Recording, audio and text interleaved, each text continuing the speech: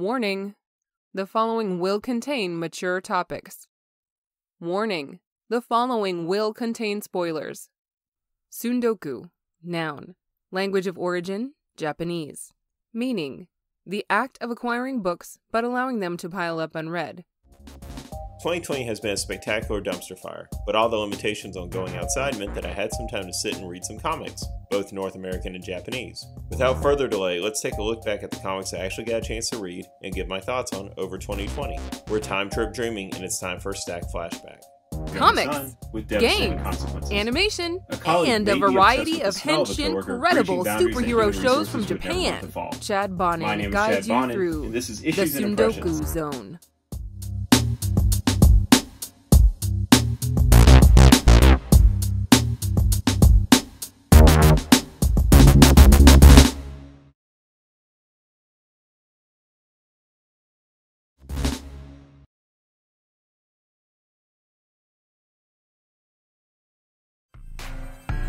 Inside the shadows of my heart, seeing through the flames right through the dark.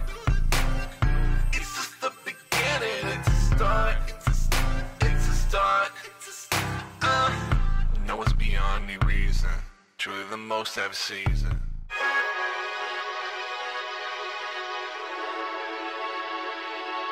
Shed That Skin, Ryugasaki-San comes from Kazutomo Ichitomo and is one of the first books from Kaiten Books, a new California-based publisher. For a new publisher and a decidedly unknown creator for American audiences, Shed That Skin is a decidedly quaint affair. You know, outside of the girl that can turn into a giant lizard every once in a while. Focused on the daily lives of the titular lizard girl, Ryugasaki, and her, for lack of a better phrasing, fanboy Yugami, the story quickly dives into the main conceit. The two are high school students in a world where demi-humans aren't rare, and as a lizard girl, Ryugasaki is known to shed her skin with some frequency. For vague reasons as of this volume, Yugami is obsessed with her shedding, and collects it all to create a life-size replica of her. It's consensual, but it's still creepy. Beyond having the ability to shed, Ryugasaki has a lizard lottery of unique features. Gecko hands let her climb walls, a chameleon-like tongue is at the ready, and a third eyelid both protects her vision and gives her a subtly unnerving look when the rest of her looks like a traditional human. This also means that she has the drawbacks of a lizard. She likes heat, but will need to cool in the shade, and her monthly visits from Aunt Flo are more akin to visits to a chicken coop, as she'll always walk away with 2 eggs. Over the course of the very short chapters, a selection of everyday school drama, such as helping out a classmate when they're sick or having a girl come over to your room, is played out with the lizard girl twist. She's sick because she's been holding back shedding, and she also got to your room by climbing up the walls like a gecko.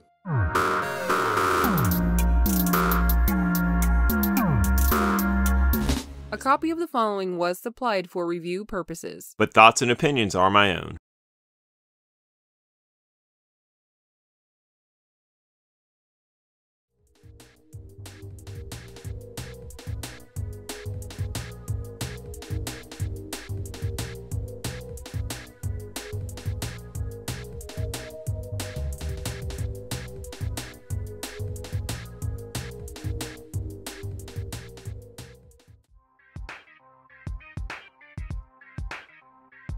We've all had classes we've not excelled at.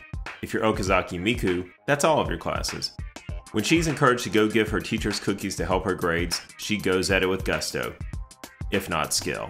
The title of the book is Gal Gohan, and no, this isn't a gender-swapped Super Saiyan. Miku is a gal, part of the Japanese party girl fashion style community. Gohan is a name for cooked rice, or more generally, a meal. When she reaches out to home ec teacher Yabe Shinji, he quickly takes her under his wing and sees how bad her cooking is. Not discouraged, she keeps it up and eventually kicks off a cooking club in the school. Miku's not bright, but she is earnest and honestly wants to do the best she can. When the world's talked down to you all your life, you feel the need to prove yourself. Yabe, though, is just a teacher who doesn't get her and her style, but feels the need to take care of his students. The book is very reminiscent of a flipped version of Sweetness and Lightning. One book features an inexperienced teacher learning from his young student, another features an inexperienced student learning from her older teacher. In both cases, it's a male adult and a female student, and for the most part, both take away any appearances of impropriety. Gal Gohan may feature the slightest bit of fan service, but laughably, it's in the service of the story. It's to show that Miku goes beyond her appearance. To dismiss the book based on the cover is the message that can be easily discovered on the inside. Just because Miku is a flashy gal doesn't mean she can't be earnest and sincere. If anything, Yabe is the one-dimensional character. Outside of a bit of character development in the original one-shot included in the book, showing that he learned how to cook to take care of his younger brother, he's as deep as Mr. Wizard. Super knowledgeable, but a bit dry. To note, this is only the first volume, launched in December 2016 in Japan, of what could easily be a long-running series with tons of space for him to grow.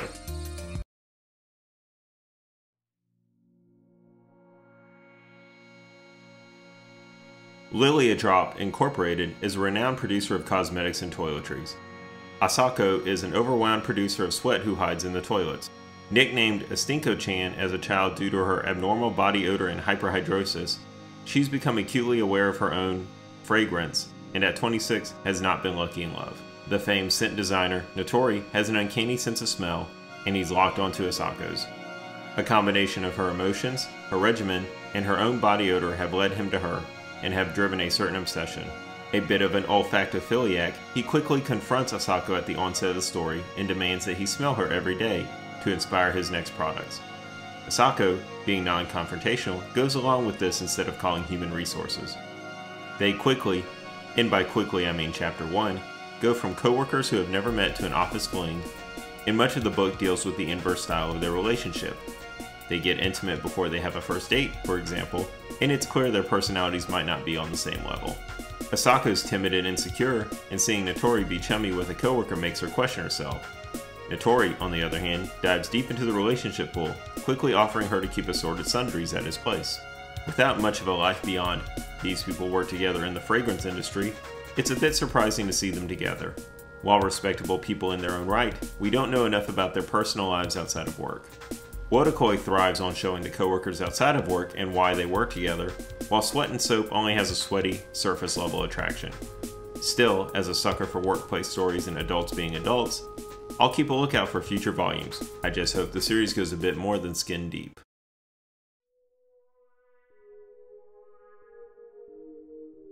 Not to be confused with Bob Dylan's 1975 album, Blood on the Tracks is the latest comic to come from unsettling Japanese creator Shuzo Oshimi.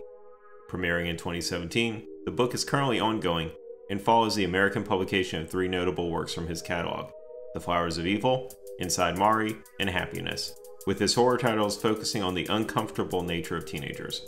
Seiichi Osabe is your average child, more interested in playing Puyo Puyo with his cousin and going to swim class.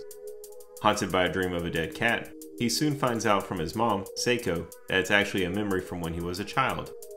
While somewhat disturbed by the dream, Seiichi continues with his life. Ever present in his life, Seiko is the traditionally overprotective mother.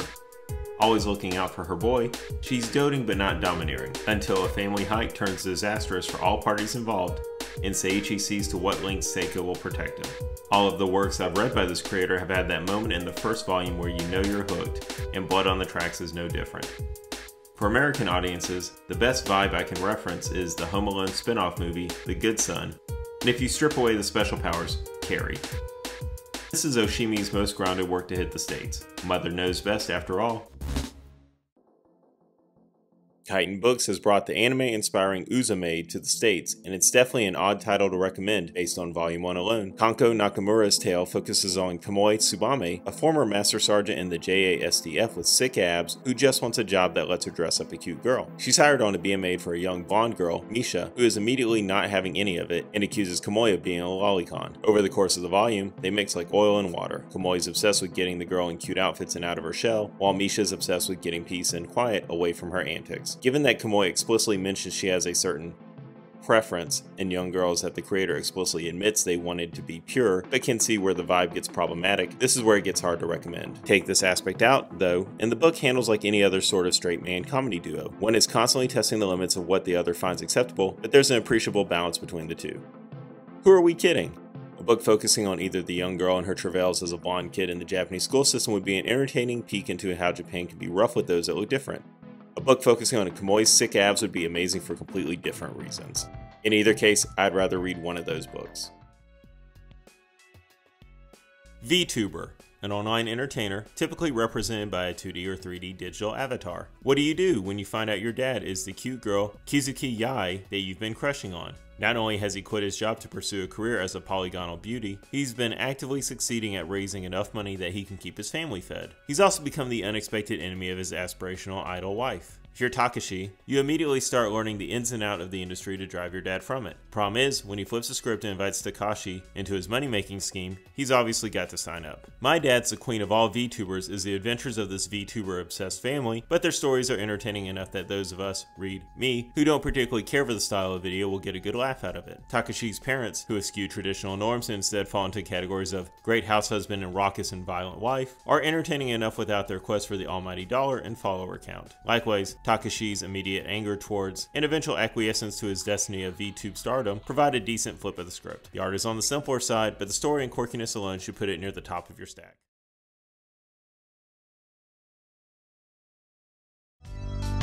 You're the only real person who makes me feel this way. You're the only real person who can keep me safe. You're the only real person who makes me feel this way. You're the only... And one day we'll find the dream we design. The concept of renting a person for a date is one that's largely foreign to Americans and is easy to mix up with the concept of laborers, physical or otherwise. It's easy to grasp the concept of renting a person's time and skills to build a shelf, for example. Renting a person just for their time is an odd concept, but the mindset is clear. Not everyone has had luck dating people, or even would really want to commit to a long-term dating situation. In other situations, it may be beneficial to rent a person to put on a certain appearance. Conan O'Brien famously rented a whole family in Japan for a sketch, and you could see why someone would rent a person to pretend to be a significant other for an office party or the like. Appearances matter to many people, and a woman bringing a date to a party to get the office creep off her back could be a smart tactic. Rent a Girlfriend from Reiji Miyajima in Kodansha Comics focuses on the rental girlfriend Chizuru Mizuhara and her contractor Kazuya Kinoshita. Having reached 15 collected volumes since its premiere in 2017 in Japan, the title has made its print debut in America in June 2020, just in time for the animated series to debut internationally. Does Miyajima's work deserve the animated treatment, or is this just another rom-com to toss on the nightstand? But I just gotta shout love. You like to keep it on the down low, but I just wanna shout love.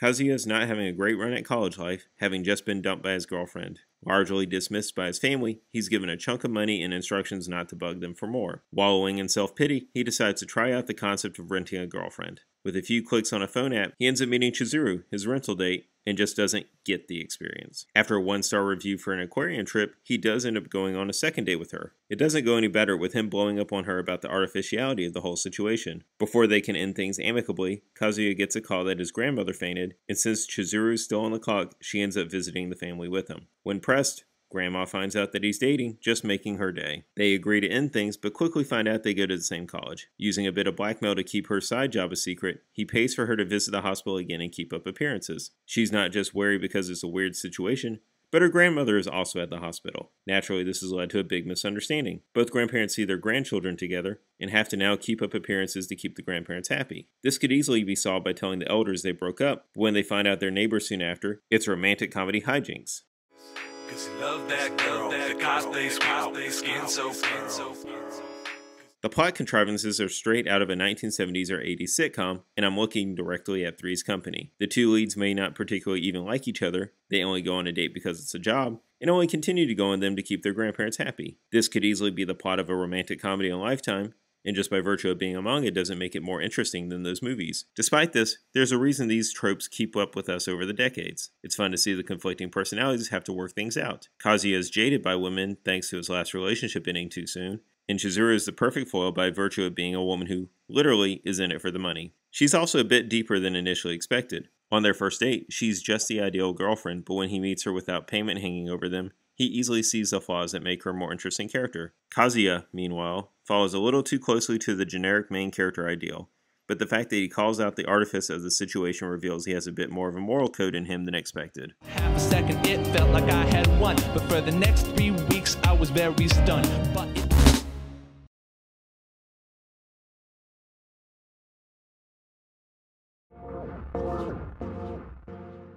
Wouldn't know it from just one glance. It's a party though we don't dance. Everything coming down to advance. Slice of heaven came for our clans. Wouldn't know it from just one glance. It's a party though we don't dance. Everything climb a mountain unless you can stop. Let's sort out some of the facts. This is a 48-page book in comic-size format and comes in 3 covers: Chun-Li, Morrigan, and a blank variant for you to get your sketch on. The book is an online exclusive and sells for $30 before shipping. I imagine that there's a potential to buy this at a convention from one of the artists directly, but that involves conventions happening again. Throughout the book, a who's who of people you should follow on Twitter, DeviantArt, Tumblr, etc. have their work featured. Out of all those, Omar Dogan gets the honor of the cover art, which is also featured on the back of the book without the logo. With a focus on convention sketches, rough drafts, original line art, and character designs, you get a hodgepodge of works. Many of the pieces are simply black and white, or have a quick marker job done from the convention floor. Not much here is a finalized product that you would see online, and that's part of the fun. This is like peeling back a look at Da Vinci's Sketchbook, a feeling that is only echoed by the choice for the pages to be in off-white. Not all of Da Vinci's works came to life, and the masters at Udon have some similarly abandoned concepts in this book. A mecha series of designs meant for Street Fighter IV DLC that went unused is on display. Fei Long belongs to Jew Ranger. E Honda looks like he could pierce the heavens. DJ's ready to fight Arnold Schwarzenegger, inspired by the Predator. And as a personal favorite, Dan's channeling Conti from Fooly Cooly in a great design no matter the character. The rest of the book features various sketches, experiments, and commissions without much logic. While it's all tagged with the creator's name, there's no context or commentary to go with it. No, I wanted to try this out, or a person really wanted a sexy picture of Morgan, or even, hey, here's the whole story behind the Mila Manara inspired cover. The book ends with a preview of Street Fighter Origins Sagat, which was apparently supposed to come out back in 2018. Months ago, Udon released Udon Cross Capcom Sketchbook Alpha, a collection of character studies, commissions, and other pieces of artwork from a number of artists that are synonymous with the studio. As expected, Sketchbook Beta hit their online store as an exclusive, and much like Capcom's work, it's iterative. Think of this as Volume 2, featuring more pieces that you may have seen if you follow the artists online, but without the perks of abandoned Street Fighter IV character designs. You'll know if you're going to buy it or not. This isn't for the person who happened to get their Street Fighter 100 issue because they were giving them away at their local comic book store. This is for the person who has a few of their art books, priced at $30 for the Felicia or Cammy cover, or $50 for a combo pack or a third variant featuring Morrigan. Thankfully, this book reaches past the Street Fighters to some extent. It's scant, but Mega Man, Phoenix Wright, Breath of Fire, and Devil May Cry characters make appearances. If you've got a collection of Udon's work, this is still a slightly high price to round out your collection, but it is a collector's piece that will scratch that itch while their main books have slowed to a crawl. A few more of these, though, and you'll wish Udon went for a more traditional art book.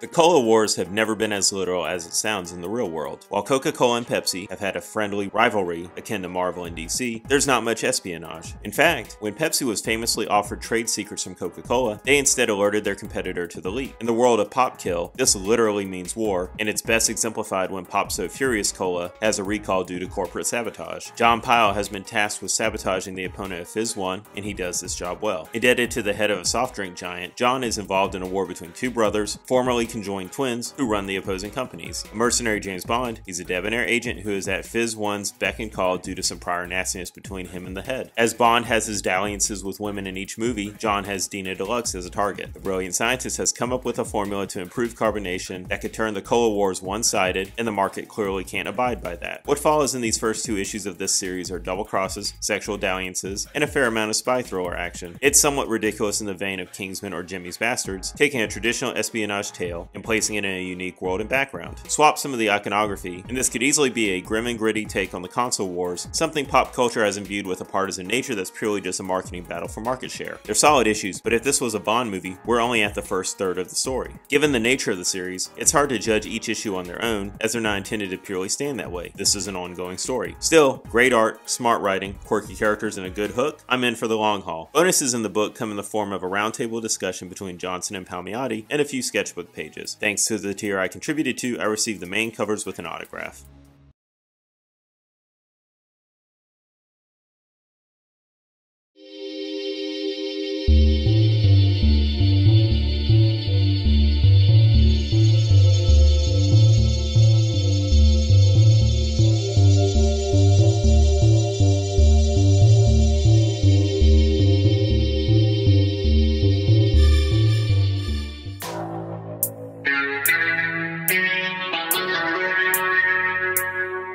can't pretend to be completely neutral on this book.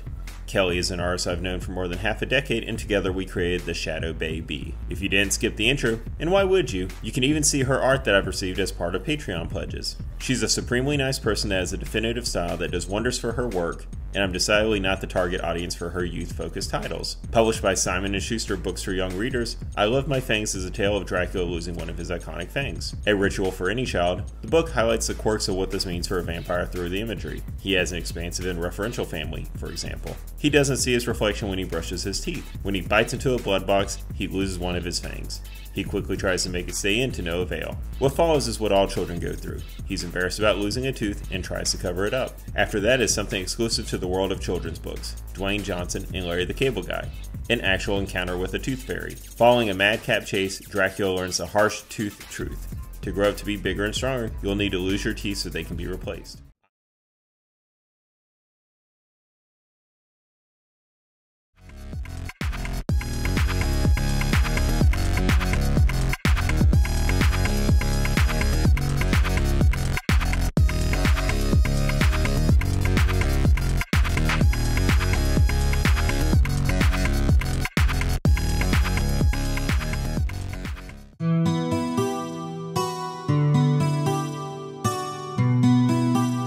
As a heads up, I personally backed this project on Kickstarter and know Jeremy Treese, so objectivity is going out the window. I did man a table for him at DragonCon once, after all. I'm So Goth was funded on September 14th, 2019 and was soon provided to backers in PDF format. Self-published by Crisis Hour Productions, Jeremy's own imprint, physical rewards went out the summer of 2020 amidst the pandemic and the self-implosion of the United States Postal Service. My tier of support netted me a physical copy, bookmark, sticker, and 2 prints. For the actual book, you get a 32-page main story, followed by 2 short stories and some Kickstarter-backed credits in the form of newspaper ads. Colette is your everyday goth girl, preferring fishnets and dark curtains over her mom's cute aesthetic on display. Forced to get a job at a gas station to do something with her life, her mom gives her a new phone, which comes with a host of new distractions. With her best friend Zen, she hopes to have a rager of a party before she's sucked into the hell that is retail employment. When the pair meet up to take the bus, Colette accidentally destroys Zen's phone. This is only a minor setback, as Zen keeps a spare on hand.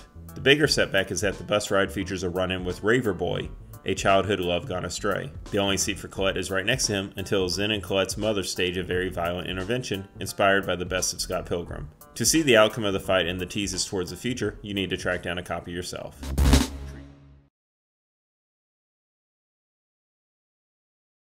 I've never known this gotta be a violent last, but I don't have a clue what will come to pass, and I'm worried about that giant magnifying glass. Looks like I'm about to become a molten mass of B-grade plastic. Won't feel fantastic right now. I really wish I had the power of magic, but I'm only a figure.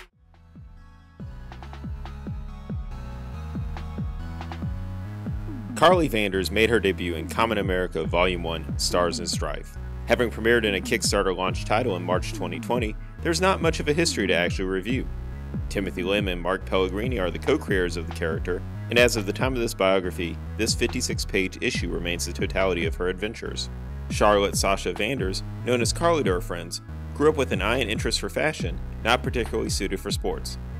She carried this passion through her teenage years and into international USO shows, where she designed the costumes that her and her fellow dancers wore. With her talent going unnoticed, she was headed back to America when her vehicle was hit by debris from a falling NASA probe. After a 3-week coma, she awakened at Area 51 in the care of Dr. Gracie to discover that she had absorbed a significant amount of Venusian radiation from the probe. This had led to an unusual amount of bioelectricity and a significant level of chimeratons, to quote Gracie. Without much pressure, she was offered a position with the military, but declined and returned home, dejected and lost without a purpose. Once home, she was struck by lightning, which had the effect of changing her hair color blonde and giving her the ability to float. This led her to the steps of a media relations agency, which gave her both a superhero identity, War Hen, and a villainous monster to fight, Gordosaurus. What followed was a whirlwind tour of the states, handling different beasts wherever they arose for the next 6 months. The title and her association with the agency wouldn't last long, as she gave a scarf to a person in need, which could theoretically ruin her brand image. Having hit her breaking point, she abandoned the War Hen name and decided to take up the mantle of Common America.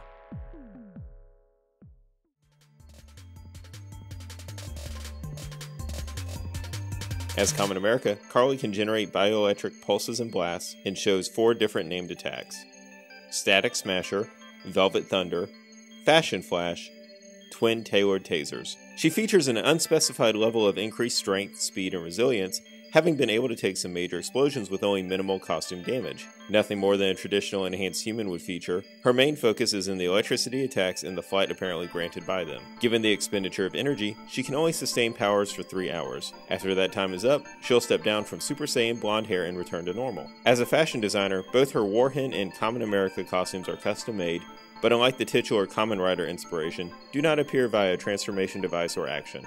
They also don't appear to grant her any bonuses to her skill set or defenses, and are purely for marketing and disguise purposes.